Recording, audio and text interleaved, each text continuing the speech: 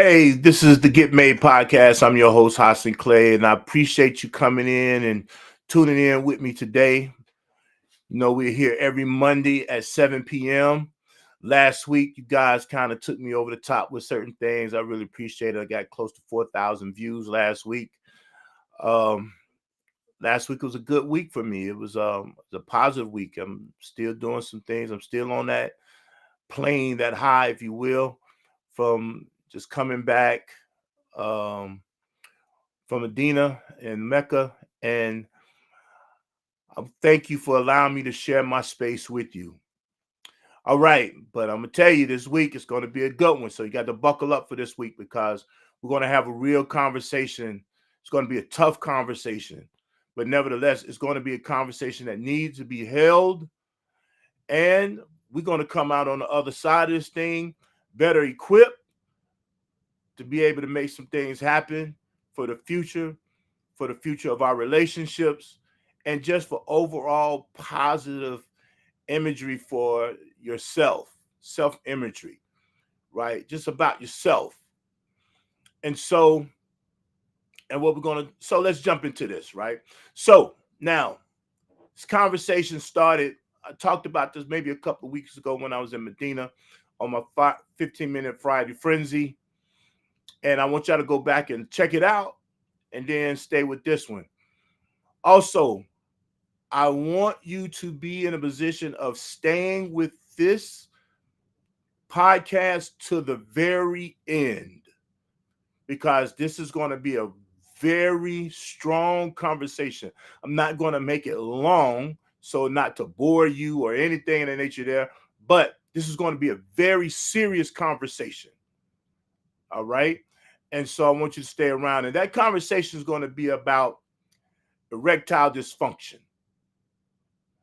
And so I've had the privilege of being able to speak to various different women, being in some circles of hearing women speak about a situation that has occurred for them about their spouses having these issues and their spouses not really doing anything about it, right? They're not really being in a position of taking accountability for what's going on.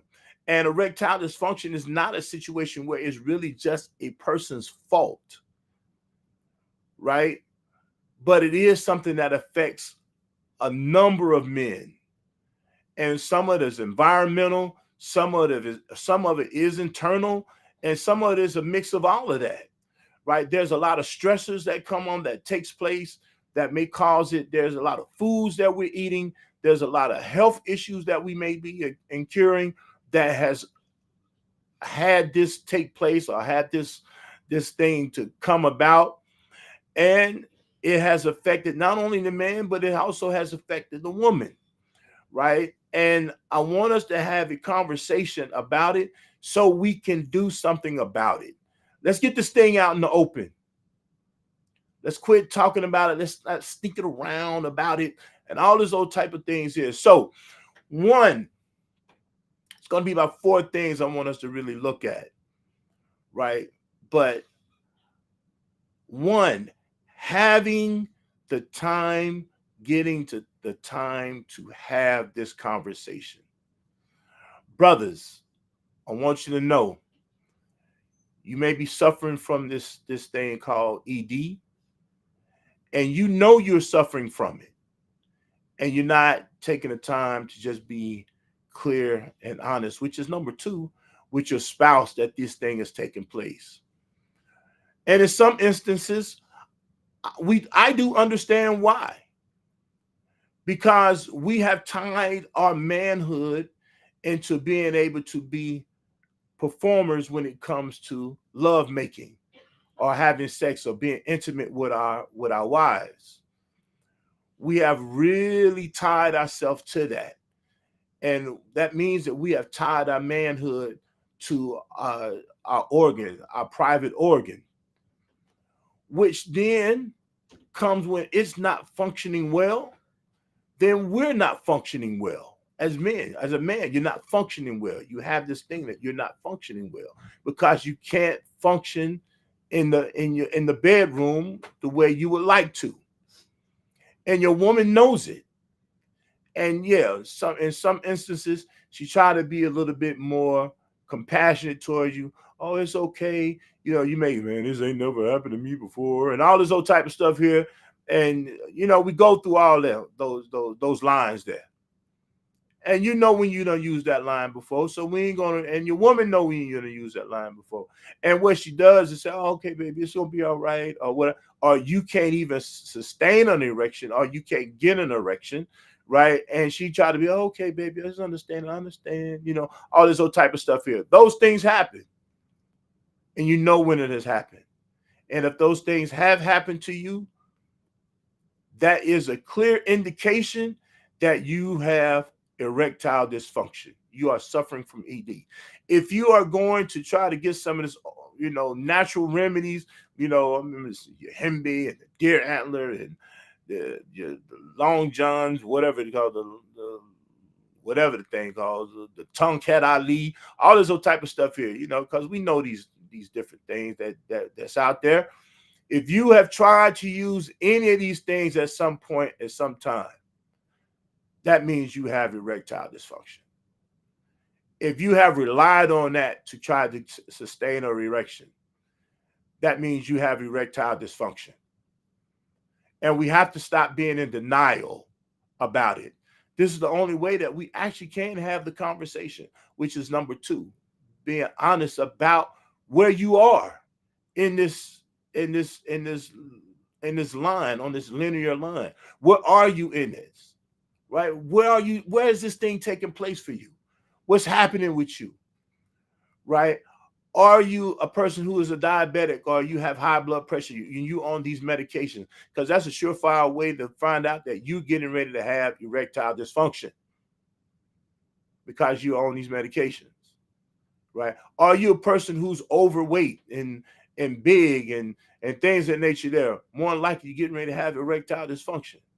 Are you a person who's not working out and you got some vascular issues or whatever? You may be that you may have erectile dysfunction. Are you a person who has sustained an injury in that area? You may be suffering from erectile dysfunction. Are you a person who has a lot of stress in their lives, and the stress is really taking its toll on you mentally? You may be a person who's affected by erectile dysfunction, right? And trying to not talk about it doesn't mean it's going to go away. It's not going away. One of the things that I understand is that it's scientifically proven that a lot of men are suffering from low testosterone as early as age 35. As early as age 35. And if you are suffering from these type of things at this point here, and you are that age, you are suffering from erectile dysfunction. And you have to have the conversation. You have to be able to take the time, having a quiet place, having a good space, being in a good space mentally, to have the conversation that this is taking place with me. And part of the problem that for women, I want you women to hear me, part of the problem that a man doesn't feel safe with you in order to have that conversation. And you may be saying like, man, how the heck he can't be safe with me? I do this for him, I do that for him, I'm washing his dirty drawers, I do this, I do that. How the hell I can't be safe? It's not that you're not safe, it's that he doesn't mentally believe you are safe. Because one of the things that has happened is that, again, since he can say his name correctly, there's been a tie to his male body part, his male sexual organ, that if that ain't right, something wrong with you as a man. If it ain't long enough, it ain't got girth, it ain't got this, you can't, something wrong with you.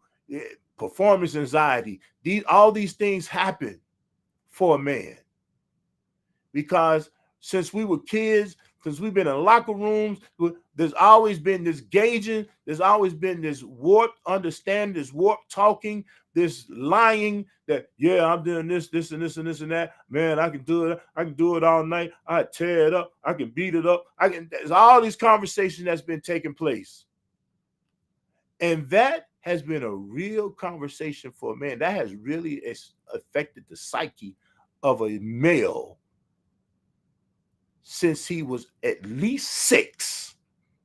Real talk, 6. And he's like, why? How 6? How in the heck he gonna be at 6? Because he's been hearing older men talk, older brothers, older siblings, all that. He's been subject to these conversations, which then seeps into him to make this thing a part of him. If his sexual organ ain't right, if it ain't long, if it ain't big, it ain't this, and he can't sustain and all this, something is wrong with him. So I just want to cut you women into how this thing really takes place. And so you want to know why you're not safe, why he avoids, why he's in denial, all these type of things here. This is why. And we're not having this conversation openly. We're not having this conversation. We're having these conversations in the background. Women are having conversations. What's wrong with these men? They can't get to this. They can't do this. They can't do this. Something wrong with them, whatever. And this is what's happening. And a lot of times, some of this erectile dysfunction really is based upon performance anxiety.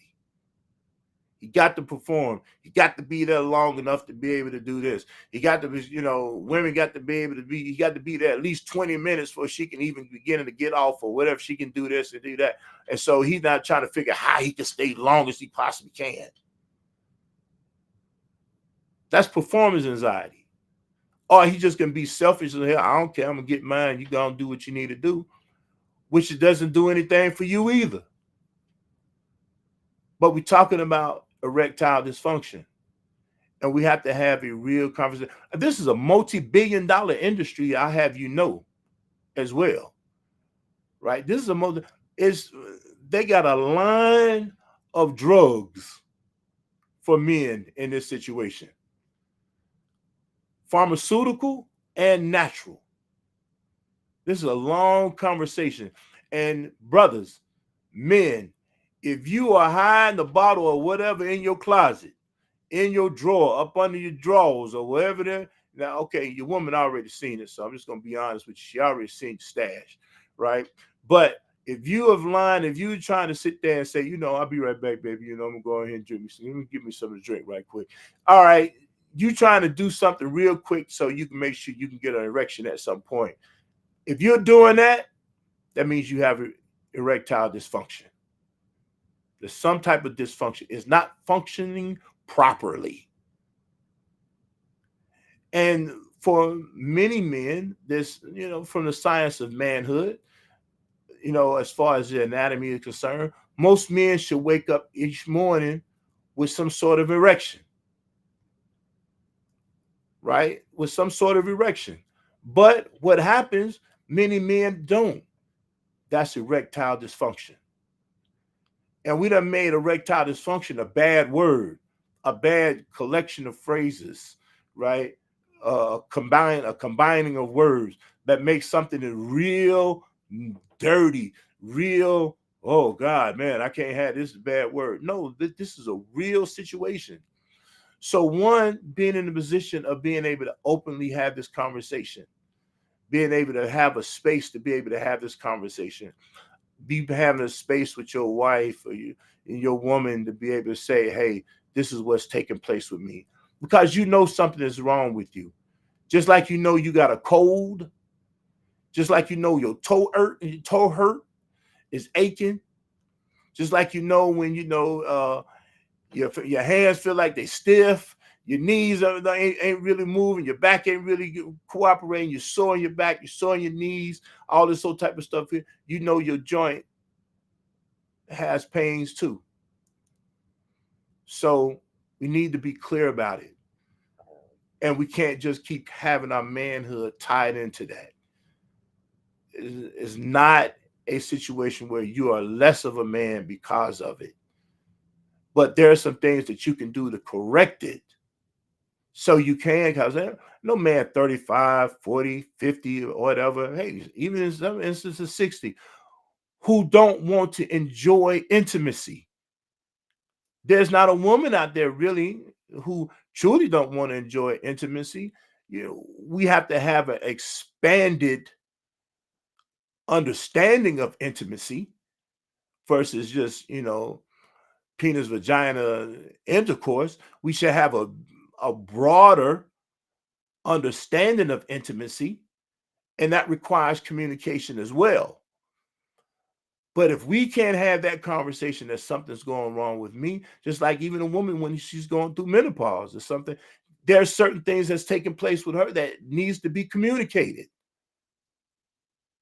But that's not my conversation right now, what's happening with women. I'm talking about what's happening with brothers. Because right now we talk about adjusting the crown of our brothers. And so we having this conversation. And thirdly, we have to start using it in the I form, meaning I got something going on. I'm not quite well with certain things. I might need to get checked out or whatever. But what happens in various situations, and I want y'all to pay close attention, because for a lot of us who have dealt with erectile dysfunction, even your woman dealing with you with erectile dysfunction, or you dealing with your own erectile dysfunction, this is what takes place. If you're trying to be intimate and it's not taking place, what you tend to do, what some men tend to do, is blame the woman. Something right, you ain't sexy enough, or you ain't making it more exciting, or you always come to bed with that nightgown on or that t-shirt on, and you ain't coming to bed smelling good, or you ain't putting on no makeup, or you ain't got your hair right, or you ain't doing this, or you ain't doing that. It's always a pointing of the finger to the woman that something's wrong with her, when in real talk it's you. But it's easy to blame. It's easy to say that something's wrong with her. She just want to do it the same way all the time. I get tired of that. I need a little more spice. I need this. I need that. No, what you need to do is go get yourself checked out. That's what really needs to take place. And so if you're not doing that, then what you may do then is, because now you realize that something might be going on. So what you do is avoid coming to bed. You might be a person who, works late, and she wants you to come to bed, and I'm at work, or I'm so tired, I've been working all day, I'm so tired, or you're a brother who loves to play the video games, and you stay down playing video games and watching TV all night long, watching movies until you think she's gone to bed. Then you want to try to ease and get in bed, or you want to fall asleep on the couch, because what you're doing is avoiding. That's still denial. That's still denial. But you want to avoid a situation. So if you're not blaming, you're avoiding. It's all still denial about where you are, right? And so in that's what's taking place. And I know some of you sisters who are married and you on this podcast and you checking it out, you've seen this in your husband. You already know what his issue is. But bruh, I'm telling you now, your woman know what your deal is too. And so then you go to trying some of these other remedies, and you don't want to tell her that this is what's going on. You want to just show up like, you still showing up like you King Stud or something, right? That you really, you beating your chest, holding your joint in one hand and beating your chest with the other, like you really done, you're doing something. But when you done got some help, you done got some chemical help. If it's natural, it's a pharmaceutical. You don't get yourself help. You ain't had a mental, you ain't have a mind penis connection that make you come up, to make you show up like this, right? You'd have had some help. Okay, if you need help, cool. But be honest with your spouse that you are trying to get the help. And she can probably be a little bit more supportive of you in that. And then stop doing all this locker room talk. You going to your boy over here, you whispering, Or you done heard somebody talking about, yeah, man, I was on that Uhimbi, or I was on this, and I was on this and this and that. I was on this Tomcat, I was on this and this and that. Man, that thing just, man, it wouldn't go nowhere. Or you know, slid in somewhere and got somebody gave you one of them Viagra pills or something like that. And you know, heard her say if you have an erection more than 4 hours, you'll go check with your doctor. Oh, you feeling like you on the road when you talking about an erection longer than 4 hours? What? I can have an erection that long? Shoot, sign me up. That's the trick. That's the marketing trick. Keeping this 100. That's the marketing trick. Because what man with performance anxiety, what man don't want to be in a position where he's having this elongated, no pun intended, erection to where he can be there all night or whatever. That's what he's looking for, right? But that ain't talking about having a quality sex life. It's not talking about quality. That's talking about your ego. That's not quality. That's your ego. That's your pride wrapped up in this situation. That's still you being immature about sex, about intimacy, and about manhood. That's still immaturity. And you thinking you can go get, multiple partners, or you can go do this and do that, and thinking that you can add some spice. That ain't about the spice, because what you're doing now, you probably putting more women in a bad situation because your erectile dysfunction don't go nowhere. Even if you got a new sex partner, it still ain't gonna go nowhere. We gonna still use them lame excuses. Oh, I just had a hard day. It's been a long day. I'm stressed out a little bit or whatever. You still come with that same lie. Keeping this 100. You still dealing with that same lie. So then that means fourth, that going to a bona fide, certified health professional. I would tell any man, especially as they begin to age, to get a urologist. I would tell any man that. But here's the problem. You won't even get a primary care physician, let alone a urologist, which is the problem in the first place. You ain't keeping yourself up. You ain't keeping yourself right. You're still in denial. You think this thing is supposed to just show up and ain't nothing supposed to take place, ain't nothing supposed to be happening. Wrong with you. But that's not how. You can't even do your car like this. You still got to get your car tuned up. You got to take them plugs out, put new plugs in. You got to put a new oil change in. You got to you got to lube them tires and them joints in your stuff, and making sure that everything is right with your car to have a high performing car. How in the hell you think you not going to be a high performing person and you ain't doing nothing to enhance your performance, to safeguard your performance? What is the issue? The issue is you. Yeah, get you a primary caregiver, have him refer you to a urologist, have him refer you to a cardiologist, have him refer you to a vascular doctor, have him refer you to various different things, because you need to be checked, especially as you age. You need to be checked from every aspect of you need to be checked, because it's all relevant. You've had injuries, especially like if you was a ball player, you'd have been hit in that area somewhere along the line. Even if you was a pickup ball player, you done got hit, you've been jumping up and down, you've been shock that's going through your body and all this old type of stuff here. You think your knees and back bad, you don't think your penis gonna be bad? You've been doing all this movement, all this, and you doing this, and you jumping, you trying to act like you playing this game like you playing it for money, and it's just a pickup game. You don't think your knees start going bad, your ankles are going bad, your back going out bad, and all this other, that your penis is gonna be okay? You in denial. You're in denial. And I'm just trying to see how we can continue to straighten, adjust the crown of our brothers, so you can have a healthy quality sexual life. You can get something out of it as well as give something in it as well. It's not just a selfish standpoint of view. And we've been taught to be selfish as men. We've been taught that. We've been conditioned with that.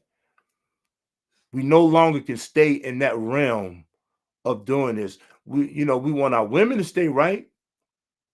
We want them to go and keep themselves looking good, keep themselves looking pretty. They go and get their face done, and keeping their hair up. They trying to eat these salads and all this old type of stuff here to keep some of this weight down and all this old type of stuff here. And you ain't doing nothing. Really? Come on, man. And you think your joint supposed to be working because you call it up. I'm dialing this joint up so it can be right. Bruh, real talk. It's going to fail you. It's going to fail you. And I don't know no man that ain't had it. Real talk. I don't know no man that ain't had some sort of erectile dysfunction.